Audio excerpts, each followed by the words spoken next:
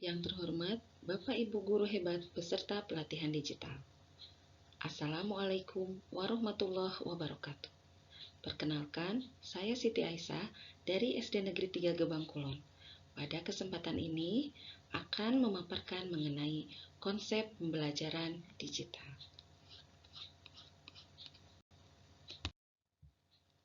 Dunia digital telah mengubah keadaan pendidikan secara drastis.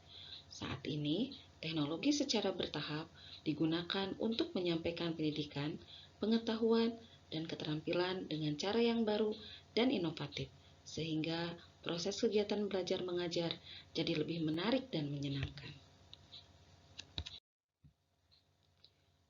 Konsep pembelajaran digital. Pengertian pembelajaran digital adalah suatu metode pembelajaran yang menggunakan teknologi informasi dan komunikasi sebagai media utama dalam proses belajar mengajar. Metode ini memungkinkan siswa untuk belajar secara mandiri dan fleksibel, serta dapat diakses dari mana saja dan kapan saja. Kelebihan dan tantangan dari pembelajaran digital. Pembelajaran digital memiliki beberapa kelebihan dibandingkan dengan metode pembelajaran konvensional. Pertama, metode ini memungkinkan pembelajar untuk belajar secara mandiri dan fleksibel, sehingga mereka dapat belajar sesuai dengan kecepatan dan gaya belajar masing-masing. Kedua, pembelajaran digital memungkinkan pembelajar untuk mengakses sumber belajar dari mana saja dan kapan saja, tanpa terikat oleh waktu dan tempat. Meskipun memiliki banyak kelebihan, pembelajaran digital juga memiliki beberapa tantangan yang perlu diatasi. Pertama, tidak semua pembelajar memiliki akses atau kemampuan untuk menggunakan teknologi informasi dan komunikasi. Kemudian yang kedua, pembelajaran digital juga memerlukan keterampilan khusus dari pengajar dalam mengelola dan mengembangkan konten pembelajaran yang sesuai dengan karakteristik pembelajar. Selain itu, guru juga perlu mengembangkan keterampilan dalam mengelola interaksi dan kolaborasi secara online.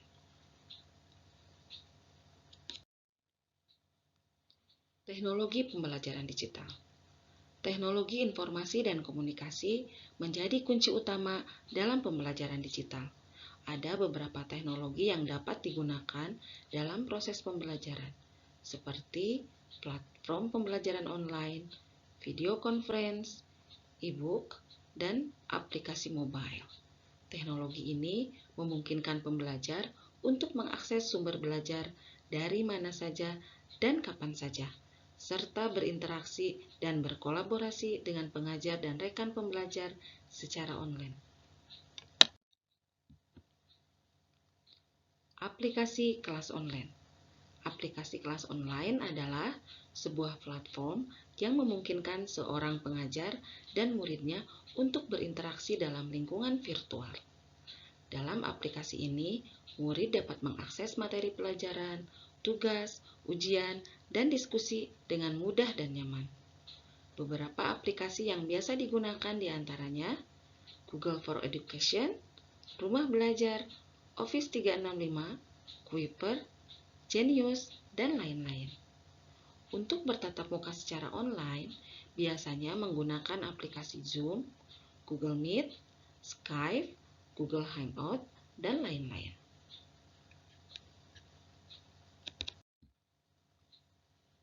Selain itu, teknologi pembelajaran digital yang bisa digunakan adalah aplikasi penyimpanan dokumen.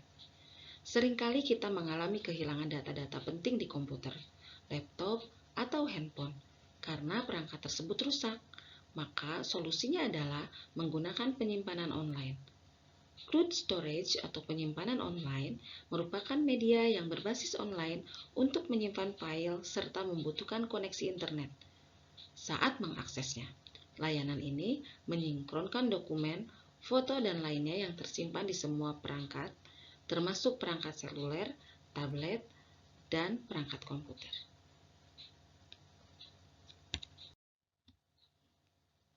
Mengenal aplikasi penyimpanan penggunaan Google Drive. layanan penyimpanan berbasis cloud gratis yang memungkinkan pengguna untuk menyimpan dan mengakses file secara online. Beberapa hal yang perlu kita perhatikan untuk dapat menggunakan aplikasi Google Drive ini, diantaranya, yang pertama, pastikan kita memiliki akun Gmail. Kemudian, yang kedua adalah akses Google Drive dengan cara login email kita.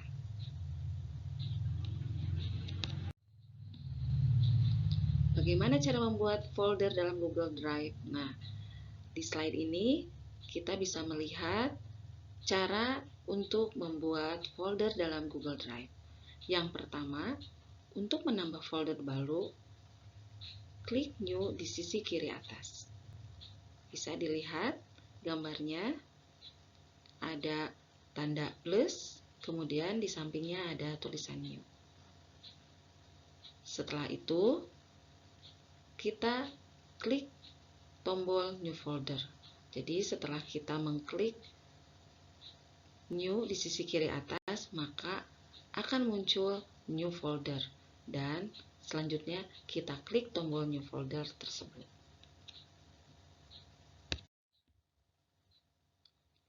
Mengupload file dan folder.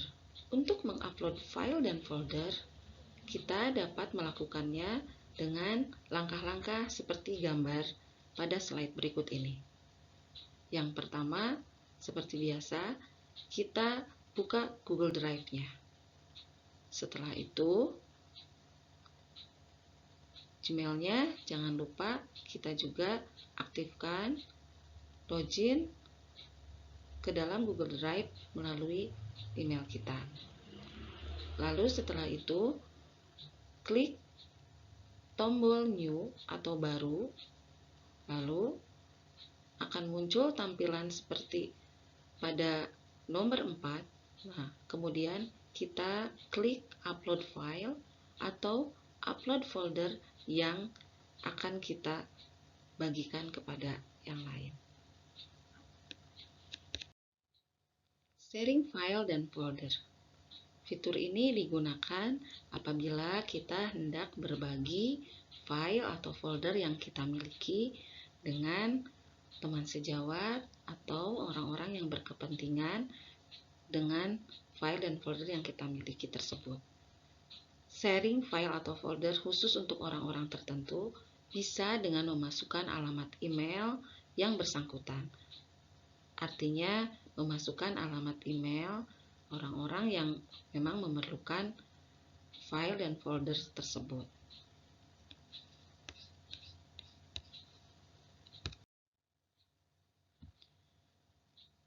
Aplikasi presensi online. Aplikasi presensi online ini menggunakan Google Form. Dengan Google Formulir, kita dapat membuat presensi secara online di browser seluler atau web, tidak memerlukan software khusus. Kita bisa mendapatkan hasilnya secara langsung. Setelah hasil tersebut masuk, selain itu dapat meringkas hasil presensi secara sekilas dengan Google Sheets. Langkah menggunakan Google Form. Langkah menggunakan Google Form yaitu yang pertama, kita buka Google Drive. Kemudian setelah itu klik New, lanjut dengan New File.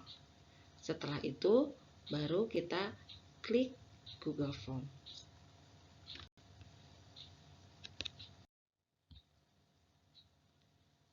Selanjutnya adalah perbedaan pembelajaran digital dan kelas luring. Ditinjau dari perbedaan penggunaan teknologi, pada pembelajaran digital lebih banyak menggunakan teknologi seperti smartphone, HP, laptop, atau perangkat komputer. Sedangkan pada kelas luring, memungkinkan tidak banyak menggunakan teknologi. Kemudian ditinjau dari perbedaan variasi sistem belajar pada kelas digital lebih terbatas karena peserta didik tidak bertemu secara langsung. Sedangkan pada kelas luring, variasi sistem belajar banyak karena antara guru dan siswa bertemu langsung. Perbedaan pembelajaran digital dan kelas luring pada lokasi dan jam belajar yaitu pada pembelajaran digital, lokasi pembelajaran daring bisa di mana saja, karena bertemu secara maya. Untuk jam belajar daring cenderung fleksibel dan akan memberikan waktu kepada siswa lebih banyak untuk mengembangkan diri. Sedangkan pada kelas luring, lokasi pembelajaran luring tentu saja di sekolah yang akan membuat siswa datang setiap hari untuk absensi. Jam belajar luring telah ditetapkan sekolah. Kemudian perbedaan pembelajaran digital dan kelas luring ditinjau dari cara siswa bersosialisasi, yaitu pada pembelajaran digital, sistem belajar daring akan lebih banyak dilakukan secara online dan jarang bertemu kawan sekolah. Sedangkan pada kelas luring, siswa akan punya banyak waktu untuk bersosialisasi dengan teman sebayanya. Nah, dari paparan tadi dapat disimpulkan bahwa pembelajaran digital bisa menghemat biaya dan waktu, lebih praktis dan fleksibel, pendekatan yang lebih sesuai, serta pengalaman belajar yang menyenangkan, lebih personal, mudah didokumentasikan, ramah lingkungan karena bisa mengurangi penggunaan kertas. Demikian paparan saya pada kesempatan ini. Semoga mendapatkan ilmu yang bermanfaat dari presentasi ini. Terima kasih. Wassalamualaikum warahmatullahi wabarakatuh.